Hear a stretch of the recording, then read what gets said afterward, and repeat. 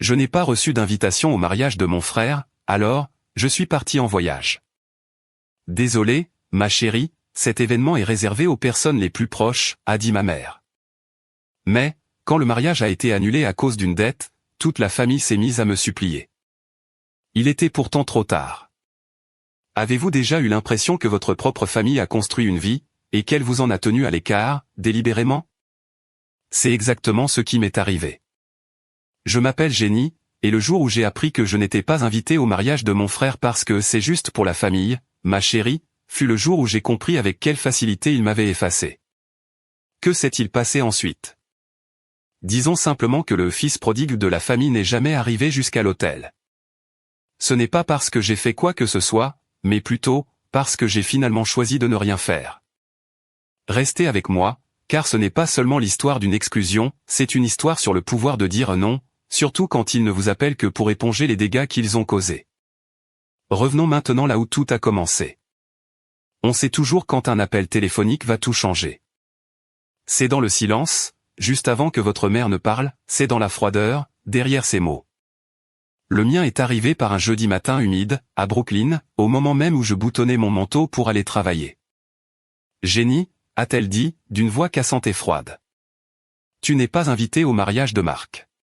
C'est juste pour la famille, ma chérie. Juste pour la famille. Je vous jure que j'en ai oublié comment respirer. Je suis resté planté là, le téléphone pressé contre l'oreille, à fixer le ficus poussiéreux sur le rebord de ma fenêtre. Cela n'avait aucun sens. J'étais de la famille. J'étais la seule sœur de Marc. Mais ce mot, ce simple mot, venait de m'éjecter du cadre. Quoi, ai-je fini par bafouiller? Tu es en train de dire que je ne suis pas. C'est compliqué, a-t-elle coupé. Nous avons décidé de rester dans l'intimité. Comme une équipe. Comme si j'étais une étrangère.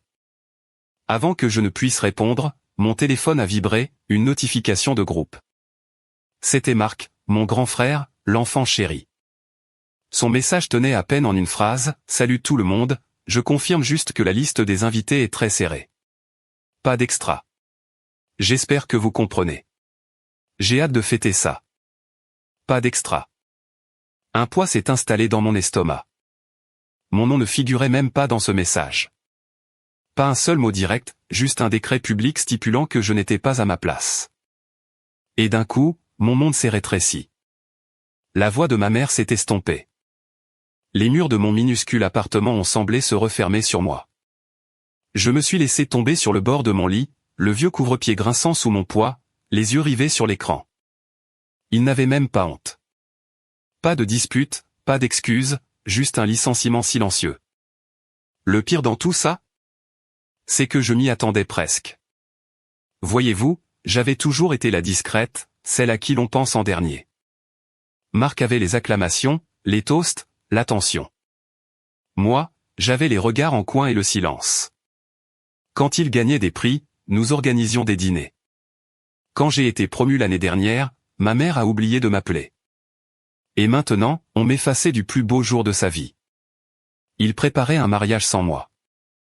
Une célébration dans cette grande maison coloniale du New Jersey, avec des guirlandes lumineuses sur le porche et du vin coulant à flot. Je pouvais presque entendre le tintement des verres et le jazz suave s'échapper des enceintes. Chaque cousin, chaque voisin, et même le chien serait là. Tout le monde, sauf moi. Je suis resté assise jusqu'à ce que mon café soit froid. Mon cœur battait dans mes oreilles, plus fort que le grondement du métro. Ce n'était pas vraiment à propos du mariage, non. C'était à propos de toute une vie passée au second plan ou plutôt, au dernier.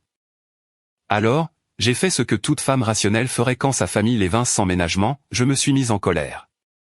Je me suis tue. Et j'ai commencé à planifier. Pas une vengeance, pas encore, mais une mise à distance.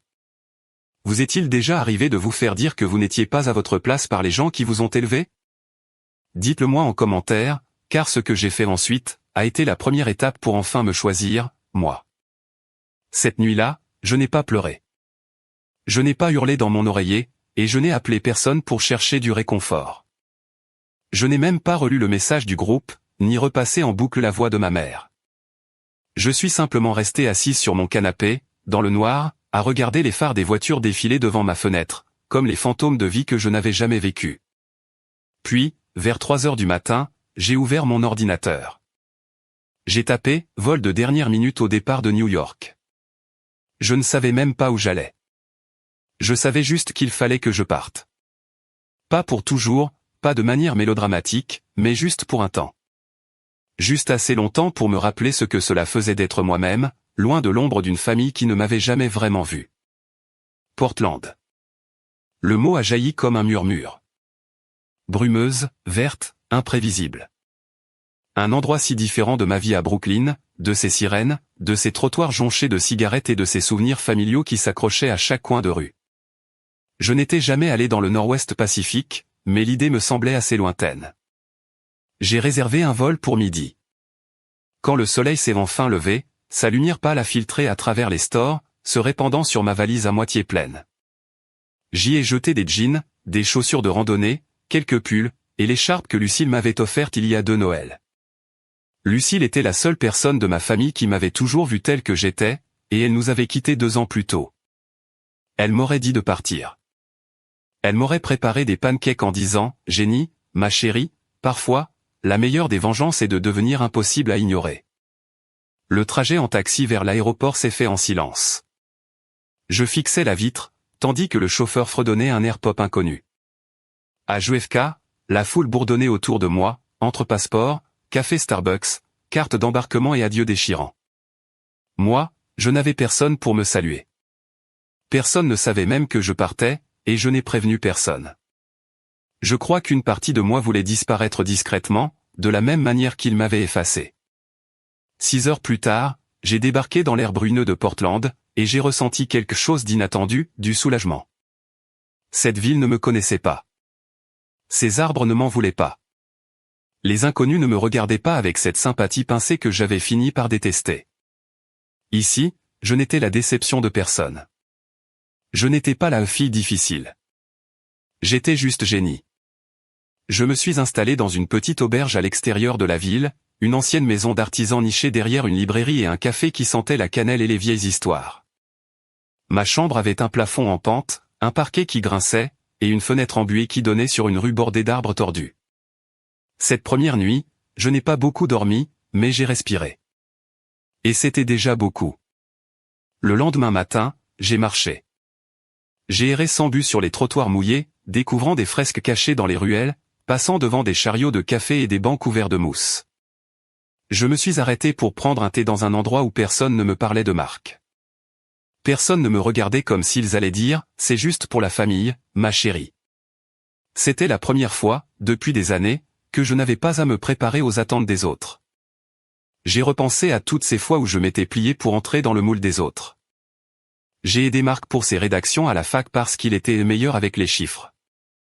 J'ai organisé l'anniversaire de maman, pendant qu'elle s'extasiait sur Marc parce qu'il n'avait pas oublié le champagne. J'ai annulé mes propres vacances pour assister à sa remise de diplôme en droit. J'avais été l'échafaudage des moments de gloire de tout le monde. Mais maintenant, j'étais parti, et personne ne s'en apercevait. J'ai passé la soirée recroquevillé dans la salle commune de l'auberge, à lire un vieux livre de poche en sirotant un cidre chaud. À côté de moi, un couple jouait aux échecs. Une fille en imperméable griffonnait dans un carnet. J'étais invisible, mais de la meilleure façon possible, j'étais libre. Je n'ai pas consulté mon téléphone. Pas une seule fois. Les crises qui pouvaient couver à la maison attendraient bien. Qu'ils se demandent où j'étais. Qu'ils ressentent, pour une fois, ce vide que j'avais porté sur chaque photo de famille, là où on me disait « souris plus fort, Jenny », ou « laisse Marc se mettre au milieu ». Peut-être que je n'étais plus au milieu, mais c'était peut-être exactement là ma place, hors du cadre, pour faire de l'espace à quelque chose de nouveau. Quelque chose qui, cette fois, m'appartiendrait. Au 3e jour de mon voyage, j'ai recommencé à surveiller la discussion de groupe. Non pas parce qu'il me manquait, ni parce que je voulais être incluse, mais parce que, parfois, quand on a été exclu, il y a un certain pouvoir à les regarder s'agiter de l'extérieur. Le groupe s'appelait Gombaz, un nom que j'avais choisi des années plus tôt, quand je croyais encore que nous ne faisions qu'un. Il était resté silencieux pendant des semaines, mais là, il vibrait d'émojis et de photos. Marc a posté un selfie avec Serena, sa fiancée, une coupe de champagne à la main devant la cheminée de mes parents. Le dernier acompte pour la salle est versé, écrivait-il. Le grand jour approche. Les réponses ont fusé. Maman a envoyé une pluie de cœurs. Papa a mis un pouce levé, suivi d'une blague maladroite sur le fait qu'il accompagnerait Serena à l'hôtel si Marc se dégonflait. Serena a ajouté un autocollant de compte à rebours. Mais, sous les paillettes et les cadeaux, il y avait un rythme nerveux que je n'avais jamais vu. Les messages de maman étaient bizarres. Pas le ton, mais la fréquence. Elle postait trop souvent, envoyait des messages à la suite, se corrigeait avec anxiété. Un message a attiré mon attention, une photo floue d'une table de cuisine couverte de reçus, de carnets et de ce qui ressemblait à une calculatrice. Soirée budget, on y est presque, écrivait-elle. Personne n'a répondu. Je me suis adossé au lit de mon auberge, mon thé refroidissant à côté de moi. Quelque chose ne tournait pas rond. Le lendemain, il y a eu un autre post, de papa cette fois. Une photo de Marc riant sur la terrasse avec Serena, un verre de vin à la main. La légende disait que la fête commence. Mais c'est l'arrière-plan qui a capté mon regard. Derrière eux, à travers la porte-fenêtre ouverte, il y avait un tableau blanc posé sur une chaise. En zoomant, je pouvais distinguer des gribouillis de chiffres, des montants barrés, et le mot échéance. Mes doigts ont hésité au-dessus du clavier. J'aurais pu répondre, demander de quelle échéance il s'agissait, mais je ne l'ai pas fait. J'ai juste observé. Marc a envoyé un autre message 2 heures plus tard, avec une photo de son essayage de smoking. Alors, qu'est-ce que vous en pensez, la famille? Seuls Serena et un cousin ont répondu. Maman n'a pas dit un mot. C'est là que j'ai compris que tout était en train de s'effondrer, et que cette fois, je n'étais pas là pour recoudre les morceaux. Je suis parti marcher pour me vider l'esprit, laissant la bruine de Portland tremper mes manches. Il y avait quelque chose dans cette brume qui ressemblait à la mémoire, douce, collante, difficile à chasser. Je me suis perdu dans une librairie, au rayon poésie, feuilletant des vers sur l'abandon, le pardon, et les noms écrits dans le sable. Je ne sais pas pourquoi, mais cette nuit-là, j'ai rêvé de la maison de mon enfance. J'ai revu la cuisine, le vieux carrelage que je frottais autrefois pendant que maman me criait dessus parce qu'il restait des traces. J'ai vu le front ridé de papa derrière ses lunettes, son stylo tapant contre des factures impayées. J'ai vu Marc, à 10 ans, félicité pour avoir réparé la télécommande alors que je me tenais à l'écart, les piles qu'il avait oubliées à la main. Dans mon rêve, ils me regardaient tous, puis se détournaient. À mon réveil, j'avais une notification. Ce n'était pas un message, mais une photo. Une photo de groupe dans le salon de mes parents. Marc, Serena, maman, papa, et quelques cousins trinquant avec du champagne bon marché. La légende, plus que 3 semaines avant le grand jour. Tout le monde avait l'air tendu. Leur sourire ne montait pas jusqu'aux yeux. Serena se détournait légèrement de Marc. Maman serrait son verre trop fort. Papa avait la mâchoire contractée, comme s'il venait de recevoir une mauvaise nouvelle mais qu'il prétendait le contraire. J'ai zoomé encore. Sur le mur, derrière eux, il y avait un calendrier. Le vendredi était entouré de rouge, et en dessous, écrit de l'écriture cursive précise de ma mère, échéance près. J'ai fixé ce mot pendant un long moment. Je ne savais pas encore ce que cela signifiait, mais j'avais le pressentiment que mon absence n'était plus seulement gênante, elle devenait un problème. Et s'ils comptaient sur moi pour venir arranger les choses, ils allaient devoir attendre très longtemps. L'air de Portland a une façon de se glisser sous votre peau. Au 5e jour, j'avais parcouru tellement de sentiers forestiers que j'avais arrêté de compter mes pas. Mes bottes étaient couvertes de boue. Mes joues brûlaient sous le vent. Mais ma poitrine, elle, semblait plus légère. Comme si chaque inspiration pelait une couche de plus de mon amertume. Je me suis retrouvé sur un sentier côtier qui épousait le bord d'une falaise. Des rochers couverts de mousse, des mouettes tournoyant au-dessus de moi, et les vagues s'écrasant en bas dans un langage ancien. Je ne pensais pas au mariage, ni au message resté sans réponse, ni au silence de ma mère. Je marchais, tout simplement. C'est alors que j'ai entendu son rire. Il était vif et libre, ricochant contre les parois comme une chanson qui se moque d'être entendue. Je me suis retourné et j'ai vu une femme, environ mon âge, agenouillée dans l'herbe humide. Elle photographiait des fleurs sauvages perçant à travers la mousse. Elle portait un bonnet moutarde sur ses cheveux bouclés et des gants dépareillés. Elle a remarqué que je la regardais et m'a souri. Elle fleurit tard cette année, dit-elle en se relevant. J'oublie toujours à quel point la vie peut être têtue. J'ai esquissé un sourire poli, prête à continuer ma route, mais elle a penché la tête. Tu n'es pas d'ici, n'est-ce pas? J'ai hésité. Brooklyn? Elle a pointé mes bottes éraflées. Je me disais aussi. Tu as le regard de quelqu'un qui essaie de distancer quelque chose par la marche. Je n'ai pas pu m'en empêcher, j'ai ri. C'est si évident que ça? Elle a haussé les épaules. Seulement pour quelqu'un qui a fait la même chose. C'est ainsi que j'ai rencontré Clara. Clara, fleuriste et poétesse à ses heures, qui parlait comme si elle lisait dans votre cœur avant même que vous n'ouvriez la bouche. Elle n'a posé aucune question à laquelle je ne voulais pas répondre. Elle n'a pas fouillé dans la douleur cachée sous mon silence. Elle a juste marché avec moi un moment, me montrant les cuvettes de marée et m'expliquant le nom des oiseaux locaux. À la fin du sentier, elle s'est arrêtée. Il y a un dîner ce soir. Rien de chic. Juste quelques marginaux qui cuisinent trop et parlent trop fort. Tu devrais venir. J'ai cligné des yeux. Moi. Oui, toi. Apporte du vin si tu veux, ou rien du tout. Ta présence suffit. Je n'avais été invité à rien depuis je ne savais même plus combien de temps. Pendant un instant, j'ai failli dire non. La voix dans ma tête, la voix de ma mère a murmuré, n'impose pas ta présence. Tu vas créer un malaise. Tu n'es pas à ta place. Mais une autre voix, la mienne, a murmuré plus fort, dis oui, juste pour cette fois. Clara a griffonné son adresse sur une serviette en papier et me l'a tendue comme un secret. Le soir même, je me tenais devant sa maison, un bungalow bleu délavé avec une boîte aux lettres de travers et des carillons éoliens qui chantaient comme un rire de cristal. J'ai failli faire demi-tour.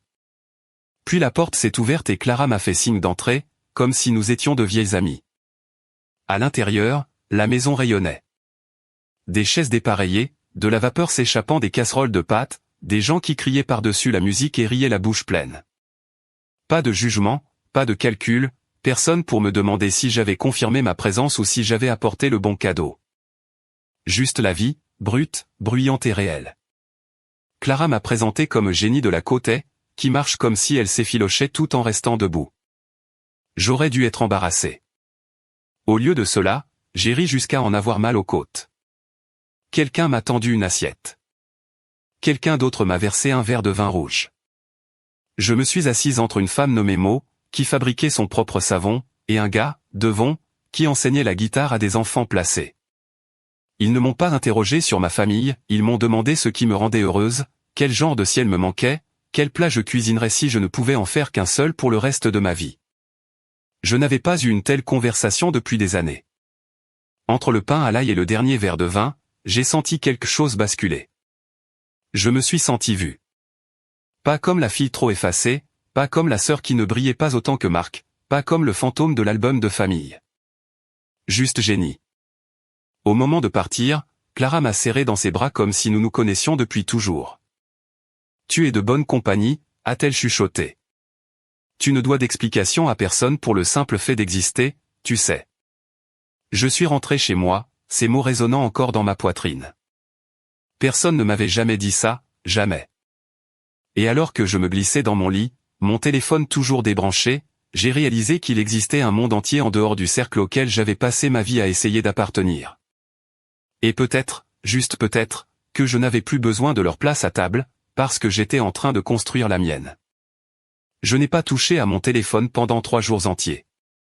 Pas une seule fois. Au lieu de cela, je l'ai laissé au fond de mon sac, silencieux, tandis que je vivais comme quelqu'un qui n'est plus lié par l'obligation. Clara m'a emmené à une lecture de poésie. J'ai aidé Mo à fabriquer du savon dans son garage lavant des zestes de citron. J'ai même veillé tard un soir pour noter la recette d'un ragoût de lentilles que je voulais essayer, le genre de plat dont on se serait moqué chez moi, en le trouvant trop bizarre ou trop rustique. Pour une fois, personne ne mesurait ma valeur à mon utilité. Mais, au matin du 4e jour, la curiosité a fini par l'emporter. J'ai rallumé mon téléphone en sirotant un café dans un établissement baigné de soleil, m'attendant à trouver quelques messages. À la place, ce fut un déluge. 14 appels manqués, 10 messages vocaux, des dizaines de textes de ma mère, de mon père, et même de Marc. Le ton était confus, comme s'ils ne s'étaient pas mis d'accord sur la façon de me parler. Jenny, ma chérie, je prends des nouvelles. J'espère que tu es en sécurité. De maman. 3 heures plus tard, je sais que tu es occupée, mais nous devons vraiment parler. Réponds, s'il te plaît. Puis, Jenny, ce n'est pas drôle. Nous avons besoin de ton aide. Le message de Marc était moins subtil, tu peux te comporter en adulte pour une fois et nous rappeler? C'est sérieux. Et puis, celui qui m'a noué l'estomac, la salle exige le paiement final d'ici vendredi, sinon ils annulent. Si tu ne veux pas nous aider, pense au moins à l'impact que cela aura sur Serena. Serena, la mariée parfaite, la nouvelle préférée. Je l'imaginais en train de pleurer dans la chambre d'amis, maman lui massant le dos, papa soupirant de manière dramatique sur le manque de fiabilité de Jenny. La culpabilité était là, bien sûr, elle avait été plantée profondément en moi, des années plus tôt, comme une graine. Mais un autre sentiment, plus fort, a surgi, un calme étrange, presque grisant. Parce que je n'avais rien fait. Rien de cruel, rien de bruyant. Je n'avais pas claqué la porte, je n'avais pas fait de scène, je n'étais pas allé sur Facebook pour étaler nos drames familiaux. J'avais simplement disparu. Et en mon absence, tout était en train de s'écrouler. Ce soir-là, j'ai écouté les messages vocaux. Pas tous, juste assez pour saisir le schéma. La voix de maman passait du miel à la scie dans quelques secondes. Jenny, nous essayons juste de régler les choses. Ce n'est pas juste que tu disparaisses comme ça. Nous t'avons toujours soutenu quand tu cherchais ta voie après la fac, quand tu as changé de boulot. Rappelle-toi, c'est juste une signature. Tu as le meilleur crédit de la famille. La banque a déjà bloqué le dossier sans toi. Alors, c'était ça. Voilà de quoi ils retournaient. Ils avaient besoin que je sois caution. Ce contrat invisible et tacite qui vient avec le rôle de l'enfant fiable. Celle qui ne demande jamais d'aide. Celle qui est censée sauver la mise, même quand on ne l'a pas invitée à la fête. Le dernier message était de papa. Sa voix était basse, chargée de frustration. Je sais que tu es contrarié par cette histoire de mariage, mais c'est ta famille, Jenny. Nous avons besoin de toi. Marc a besoin de toi. Tu es la seule à avoir un dossier de crédit propre. On te revaudra ça. Mais là, tout de suite, on a besoin de cette signature. J'ai fixé la fenêtre du café pendant un long moment. La pluie s'était remise à tomber, frappant doucement contre la vitre. J'imaginais ma mère à la table de la salle à manger, calculatrice en main, marmonnant sur mon ingratitude. Mon père faisant les 100 pas, répétant on va trouver une solution sans rien faire. Marc feuilletant des catalogues de cadeaux pour ses témoins, persuadé que tout s'arrangerait par miracle. Ils comptaient tous sur mon silence, sur cette partie de moi qui voulait encore se sentir nécessaire. Mais il y a une chose qu'ils ont oubliée, le besoin ne fonctionne que si la porte s'ouvre dans les deux sens. Si vous n'êtes jamais invité, vous n'avez aucune obligation. S'ils vous effacent, ils ne peuvent pas s'attendre à ce que vous les réinscriviez dans le décor. J'ai bu mon café lentement et j'ai supprimé chaque message vocal, un par un. Je n'ai pas répondu au texte. Je n'ai pas rappelé.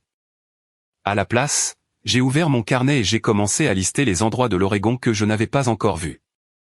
Parce que, pendant qu'ils s'escrimaient à faire des additions, j'étais enfin en train de me soustraire de l'équation. Et laissez-moi vous dire que ce genre de mathématiques ressemblait fort à la liberté. Ils n'ont pas arrêté d'appeler. Au contraire, leur désespoir s'est multiplié. Chaque matin, mon téléphone s'illuminait bien avant le lever du soleil. Des messages vocaux de maman, empreints d'un faux calme. Des messages de papa qui commençaient par Jenny, écoute et finissaient toujours par une frustration à peine voilée. Même Marc, qui ignorait mon anniversaire la plupart des années, était soudain devenu le frère le plus attentionné du monde, semant des SMS comme des petits cailloux pour tenter de m'appâter. Je sais qu'on a eu des problèmes, mais ce mariage est important. On est une famille. Ça compte encore, non? C'est juste une signature. Tu surréagis. Mais voici la vérité sur le silence, une fois que vous l'habitez pleinement, il devient votre propre armure. Je n'ai pas répondu une seule fois. Et d'après ce que je pouvais glaner sur la discussion de groupe toujours active, toujours vibrante d'une gaieté forcée, les choses commençaient à se fissurer. Serena postait moins. Les autocollants de compte à rebours avaient disparu. Les messages de maman étaient plus brefs. Puis, il y eut le vrai signe que tout basculait, une photo de papa assis à la table de la salle à manger, entouré de factures, ses lunettes de lecture sur le bout du nez, paraissant 10 ans de plus que d'habitude. On y arrive, un centime après l'autre, avait écrit maman en légende. Mais la blague n'a pas pris. Pas de j'aime, pas de réponse, pas même un emoji de sympathie. Clara a remarqué que j'étais plus silencieuse que d'habitude et m'a demandé si j'allais bien. Nous étions assises devant un food truck. Je regarde juste un incendie, de très loin, ai-je dit, à moitié sérieuse. On dirait que tu vivais dans le brasier, avant, a-t-elle répondu. Oui, ai-je admis. Je crois que c'était le cas. Clara n'a pas insisté. Elle ne le faisait jamais. Mais cette nuit-là, dans ma petite chambre au-dessus du café, j'ai fait défiler le groupe familial à nouveau. Non pas parce qu'il me manquait, mais parce que j'avais besoin de savoir jusqu'où il tomberait avant d'arrêter de prétendre qu'il n'avait pas besoin de moi. C'était pire que ce que je pensais. Un message de maman à Marc a retenu mon attention et il n'était pas destiné au groupe, mais avait été posté publiquement par erreur. Si elle ne rappelle pas aujourd'hui, nous devrons dire à la salle que nous ne pouvons pas payer. Ton père a déjà atteint le plafond de toutes les cartes. Je t'avais dit que c'était trop. Marc a répondu instantanément, mais d'un seul mot, gérer. Plus rien après ça. C'était comme regarder l'effondrement d'un décor de théâtre depuis les coulisses. Cette nuit-là, ils ont essayé de m'appeler à nouveau, cette fois de suite. J'ai éteint mon téléphone, je les ai laissés face au silence, je les ai laissés s'asseoir dans le chaos qu'ils avaient bâti, brique, par pur égoïsme. Je n'étais pas cruel. Je n'étais pas mesquine. J'avais juste fini. Fini d'être la solution de secours fiable. Fini d'être la colonne vertébrale invisible. Fini d'être invité uniquement quand cela les arrangeait, et jeté dès que je n'étais plus utile. Et vous savez quoi? J'ai dormi comme une souche. Le lendemain matin, je n'ai pas cherché de nouvelles. J'ai préparé des pancakes à la banane avec Clara et Maud dans leur cuisine commune, en riant d'une spatule cassée et de tartines brûlées. Et quand Clara a proposé de nous emmener tous à Cannon Beach pour la journée, je n'ai pas hésité. Pendant que ma mère était probablement en attente au téléphone avec la banque, pendant que Marc s'agitait et paniquait, pendant que Serena essayait une robe qu'elle ne porterait peut-être jamais, je me tenais sur un rivage venteux, enveloppé dans une veste empruntée. Les orteils enfoncés dans le sable froid. Sans téléphone, sans culpabilité, sans obligation. Juste le murmure rythmé de la marée, comme une promesse. Voilà à quoi ressemble la paix, quand on arrête enfin de la mendier. Le ciel était gris à nouveau. À Portland, cela rimait avec confort plutôt qu'avec tristesse, comme si le monde lui-même comprenait le besoin de se taire, de se replier sur soi pour se reposer. J'étais seul dans un petit café, sirotant un chai au lait d'avoine et écoutant la pluie tambouriner doucement contre les vitres. Puis, pour la première fois en 2 jours, j'ai rallumé mon téléphone. Il a vibré violemment dans ma main, comme s'il avait lui aussi retenu son souffle. 14 appels manqués, 10 nouveaux messages vocaux, un écran rempli de textes. Le nom qui apparaissait le plus, maman. Le second, Marc. Pas un seul de Serena. J'ai commencé par les messages, juste pour tâter la température de la tempête. Jenny, je t'en prie, appelle-moi. Je ne sais pas ce que tu essaies de prouver. C'est sérieux. La banque a encore dit non. Ils appellent ça un risque financier incomplet. Nous avons besoin de toi. C'est le mariage de ton frère, pour l'amour de Dieu. Tu vas vraiment laisser tout s'effondrer après tout ce qu'on a fait pour toi? Je me suis arrêté sur cette phrase. Après tout ce qu'on a fait pour toi. Elle a résonné comme une gifle. Je ne pouvais m'empêcher de penser à chaque trajet nocturne à l'aéroport que j'avais fait pour eux. À chaque anniversaire qu'ils avaient oublié.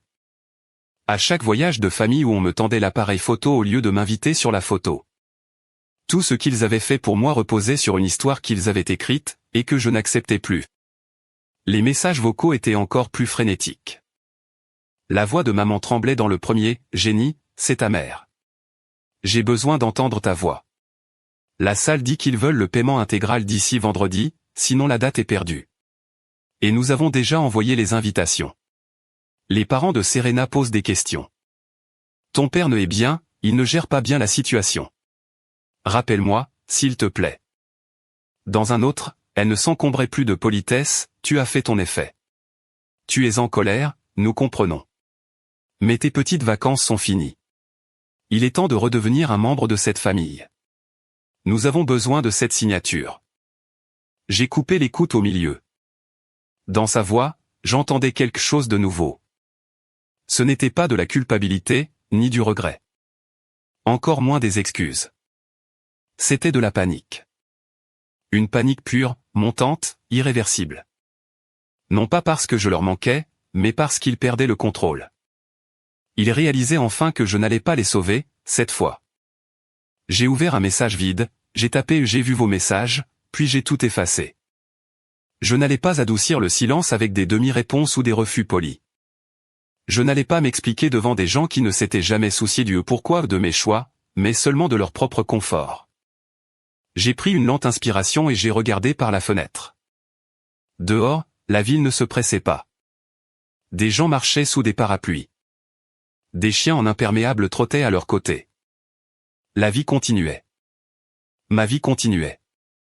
Et je n'avais plus besoin de ticket d'entrée. Plus tard, de retour à l'auberge, j'ai fait la seule chose qui me semblait juste, j'ai supprimé les notifications de messages vocaux. J'ai archivé la discussion familiale. J'ai mis mon téléphone en mode ne pas déranger, et je l'ai glissé, face contre table, dans le tiroir de la table de chevet. Puis, j'ai fait autre chose, j'ai pris un stylo et j'ai commencé à écrire. Pas un SMS, pas une lettre, juste une liste intitulée « Choses que je n'accepte plus ». En haut de la liste, l'amour conditionnel déguisé en tradition. La manipulation vendue comme un devoir familial. Être le contact d'urgence de gens qui ne se souviennent même pas de mon anniversaire. Je me suis endormi le stylo à la main.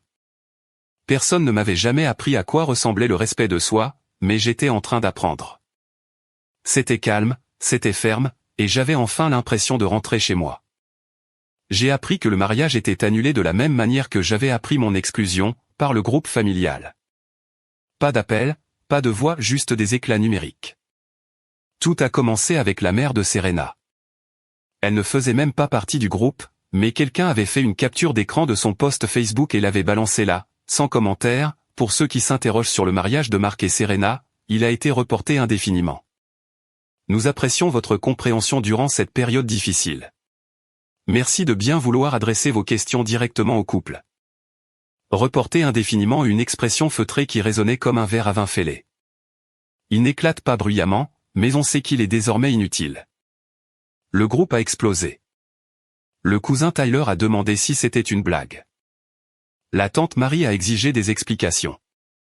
Personne n'a répondu. Puis, comme une horloge, Marc a posté « Désolé tout le monde. La salle nous a lâchés au dernier moment. On fera le point bientôt.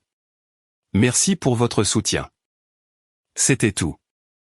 Pas d'excuses, pas d'aveu, juste un vague haussement d'épaules, comme si l'événement le plus élaboré de l'année ne venait pas de s'évaporer en une nuit. Mais je n'étais pas dupe. Je suis allé sur l'Instagram de Serena pour confirmer. Tout avait disparu. Chaque post, chaque photo, chaque légende avec des cœurs et des hashtags, tout avait été effacé, comme si rien n'avait jamais existé. Son profil était vide.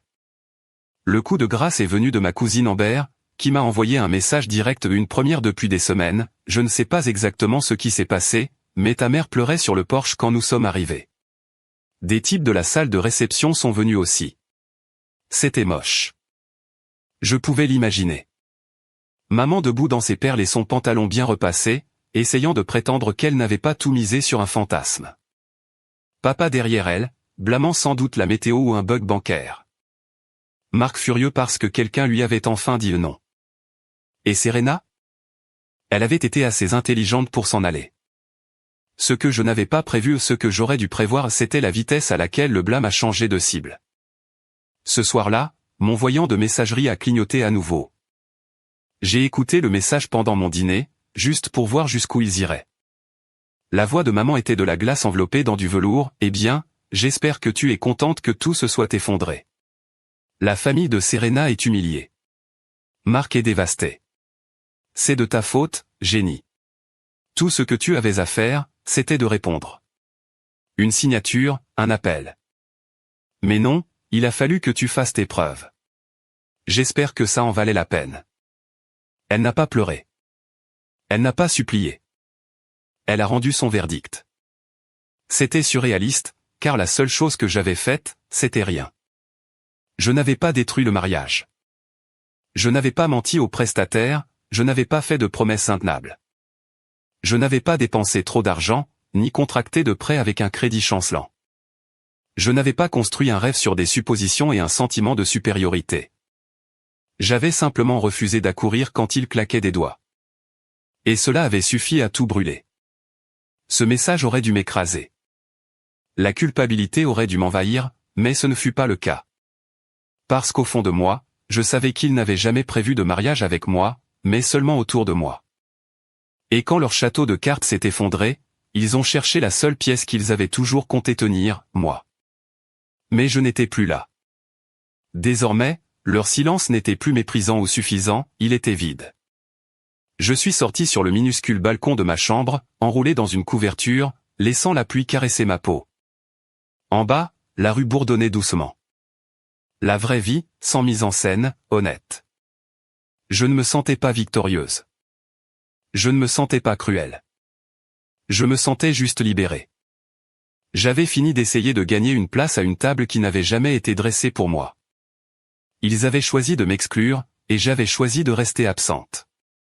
Désormais, le silence était mien, et je n'allais pas le leur rendre. Le message vocal est arrivé à 2h13 du matin. Je ne l'ai vu que le lendemain. La lumière du soleil filtrait à travers les rideaux, formant des rubans d'or pâle. J'étais emmitouflé dans des draps de lin doux, la tête encore pleine des rires de la veille. C'était spontané et une autre des réunions impulsives de Clara. Un dîner dont on ne laissera pas la pluie gagner et qui s'était transformé en une session de musique improvisée sur le toit. Mo avait apporté des bougies. Devon avait pris sa guitare. J'avais apporté une tarte à moitié brûlée, mais personne ne s'en est plaint. C'était de la joie. Une joie simple, imparfaite, le genre de soirée dont ma famille se serait moquée, la trouvant en brouillonne boue bohème. Le genre de soirée que je n'avais jamais vécu avec eux. Alors, quand j'ai vu la notification, le nom de ma mère en gras, j'ai hésité pendant une minute entière, le pouce au-dessus du bouton de lecture. Pas par peur, mais parce que je n'avais pas besoin d'écouter. Je savais ce qu'elle dirait. Quelque chose de tremblant et de distant. Quelque chose teinté de culpabilité, mais pas de remords. Quelque chose destiné à transformer mon silence en cruauté, et mon absence en trahison. Pourtant, j'ai appuyé sur lecture. Génie. La voix de ma mère était douce, épuisée. Je ne sais pas si tu écouteras ce message. Je voulais juste que tu saches que nous sommes rentrés. Le mariage est annulé. Serena a déménagé ses affaires hier soir. Marc ne nous a pas adressé la parole de la journée. Un silence. Je pouvais entendre sa respiration, le froissement d'un tissu, comme si elle s'était détournée du téléphone. Ton père fait semblant d'aller bien. Tu sais comment il est. Et Marc il rejette la faute sur tout le monde, mais surtout sur toi. Et je suppose que je fais de même. Même si je sais que ce n'est pas juste. Je sais que nous n'avons pas bien géré les choses. Nouveau silence. Plus long. C'est dur, génie, de voir tout s'effondrer sans savoir comment réparer. Je n'arrête pas de me dire que si tu avais été là, les choses se seraient peut-être passées différemment. J'ai attendu les excuses qui ne sont jamais venues. Si tu reçois ce message, sache que nous pensons à toi. Je ne m'attends pas à ce que tu appelles. Je ne suis même pas sûr que tu le devrais. Mais voilà, c'est tout. Clic. Pas de « je suis désolé ». Aucune prise de responsabilité, aucune vérité, juste une tristesse étrange et flasque, comme un ballon qu'on lâche trop tard, trop fatigué pour s'élever. Je n'ai pas pleuré. À la place, j'ai regardé ma chambre. Mon carnet de croquis était ouvert sur la table de chevet. Ma tasse de la veille était à moitié vide, une trace de rouge à lèvres sur le bord. Mes bottes étaient près de la porte, couvertes de poussière de sentier. C'était ma vie, désormais. Pas un détour, pas une fuite, mais un commencement. L'après-midi même, Clara m'a envoyé un message, il fait beau. On fait un feu de camp sur les falaises. Apporte un truc chaud et quelqu'un de bizarre. J'ai souri et répondu, j'arrive. J'ai pris des cupcakes au café d'en bas. Rien de chic, juste du sucre et un peu de désordre, comme toutes les meilleures choses de la vie. Nous nous sommes assis sous un ciel de nuages cotonneux, devant les flammes crépitantes. Devons jouer un air lent. Mo récitait un poème d'amour pour son chat. Quelqu'un avait apporté un Polaroid et prenait des photos floues. Personne n'y prêtait attention. À un moment, Clara s'est tournée vers moi, un verre dans une main, un chamallow dans l'autre. « Et, Jenny ?» a-t-elle dit. « Oui. » Elle a souri.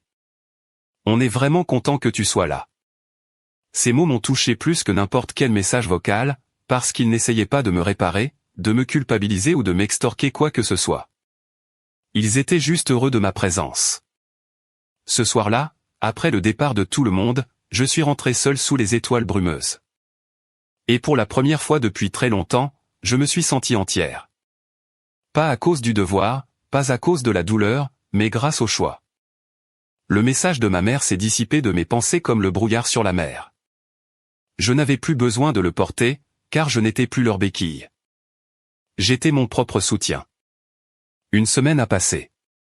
Pas de nouveaux messages, pas d'excuses de dernière minute, pas de révélation familiale soudaine, juste le calme.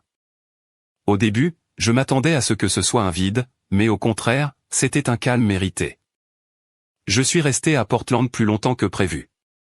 Assez longtemps pour que le barista du coin connaisse mon prénom. Assez longtemps pour que Clara me vole ma veste plus d'une fois. Assez longtemps pour arrêter de compter les jours depuis l'implosion du mariage. La douleur de l'exclusion s'était adoucie pour devenir autre chose, quelque chose de plus propre, une cicatrice, et non plus une plaie.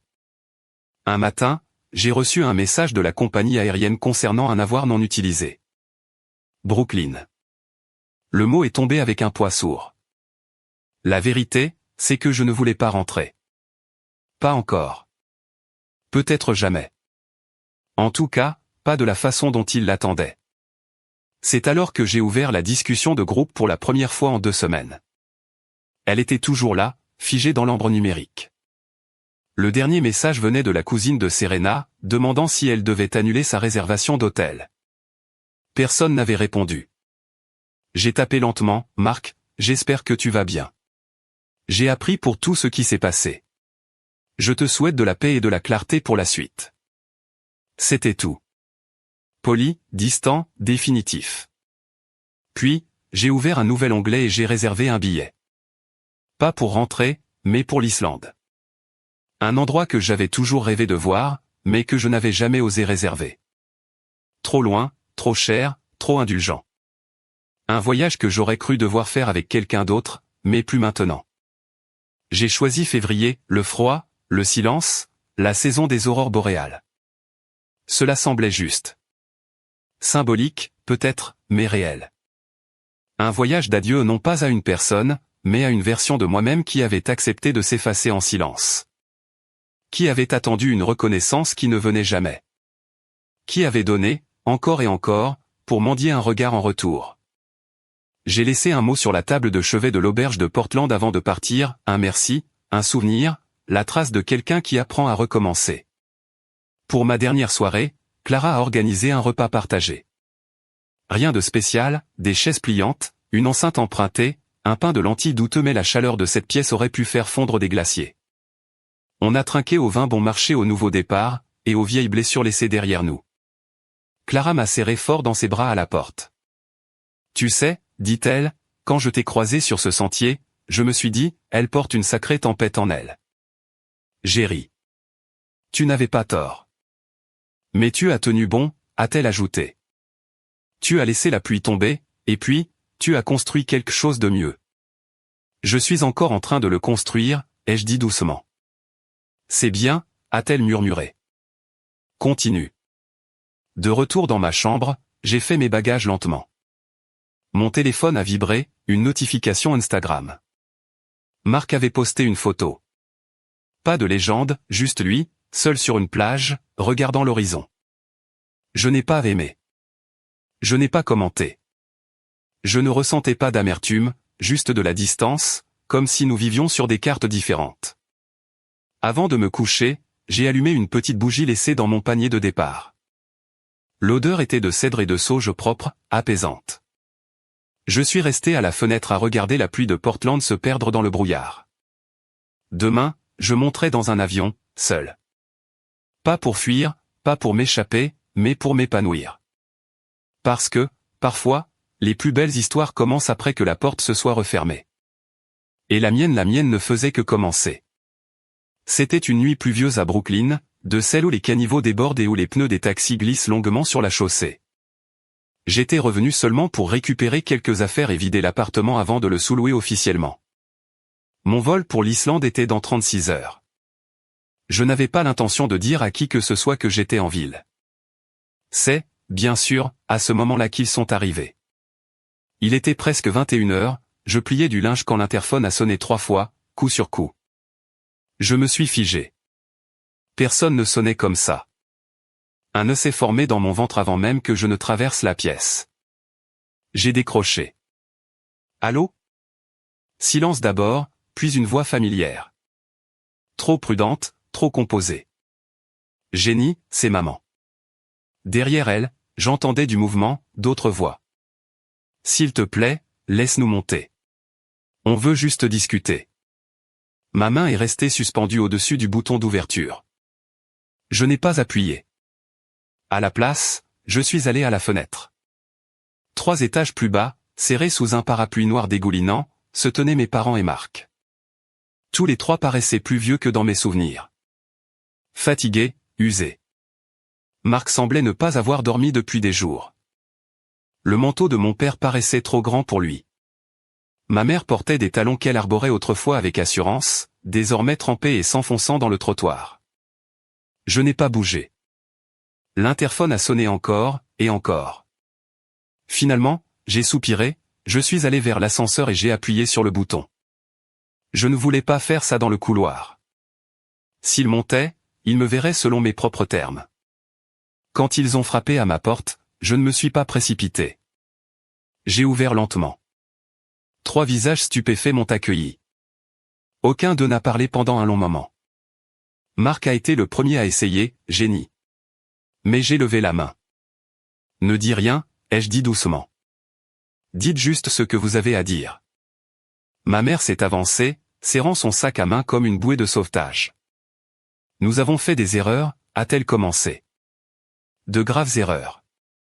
Je pensais faire ce qu'il y avait de mieux pour tout le monde. Tu avais toujours l'air si forte. Mon père s'est raclé la gorge. On pensait que tu n'avais pas besoin de nous, que tu allais bien. Je n'ai rien dit. Marc m'a regardé, les yeux rougis. J'ai tout gâché. Je le sais. Le mariage, Serena tout. Tout s'est effondré, et je t'ai blâmé. Mais la vérité, c'est que je comptais sur toi pour tout réparer, comme toujours. C'était enfin là. L'honnêteté. Trop tardive, mais réelle. Nous sommes venus te demander pardon, a ajouté ma mère, et te demander enfin, si tu accepterais encore de nous aider. La maison, la dette c'est pire que ce que nous avons avoué. Et ton crédit. J'ai levé la main à nouveau. Ils se sont tus. Je me suis reculé de l'entrée. Pendant une fraction de seconde, leurs visages se sont éclairés d'un espoir. Mais j'ai attrapé la valise posée à côté de moi. Elle était déjà prête, déjà fermée. Je l'ai tirée derrière moi et je suis sorti dans le couloir. Puis, sans un mot, j'ai doucement refermé la porte derrière moi. Marc a cligné des yeux. Attends, où est-ce que tu vas ? L'ascenseur a tinté au bout du couloir. J'ai marché vers lui, d'un pas régulier, le cœur calme. Ma mère a crié derrière moi, Jenny, s'il te plaît, ne t'en vas pas comme ça. Je ne me suis pas retourné. J'ai appuyé sur le bouton. Les portes ont glissé dans un léger bruissement, et je suis entré. Ils n'ont pas suivi. Ils sont restés là, tous les 3, encore trempés par la pluie, portant tout ce qu'ils avaient refusé de voir jusqu'à présent. Les portes ont commencé à se fermer. Et, juste avant qu'elles ne le fassent, j'ai croisé le regard de ma mère une dernière fois. Je n'ai pas souri, je n'ai pas pleuré, mais j'ai hoché la tête, un geste petit, mais ferme, qui disait tout ce que j'avais besoin de dire, je vous ai entendu. Je vous vois. Mais je ne reviendrai pas. Les portes se sont fermées et je me suis retrouvé seul. Tandis que l'ascenseur descendait, mon reflet m'observait depuis la paroi miroitante. Pour la première fois depuis longtemps, j'ai vu quelqu'un que je respectais. Pas parce qu'elle avait pardonné, pas parce qu'elle avait tout réparé, mais parce qu'elle s'était enfin choisie. Dehors, la pluie tombait toujours. Mais cette fois, elle ne semblait pas lourde, elle ressemblait à une purification, à un nouveau départ. Je suis sorti dans la rue, ma valise à la main, et j'ai marché vers le taxi qui m'attendait au bord du trottoir. L'Islande pouvait attendre encore un peu. Ce soir, j'avais juste besoin du vent sur mon visage, du murmure de la ville, et de l'écho d'une porte que je n'aurais plus jamais à rouvrir. Et peut-être que demain, un nouveau chapitre s'écrirait, avec ma propre encre, sur des pages que personne d'autre ne pourrait déchirer. Parce que cette fois, l'histoire m'appartenait.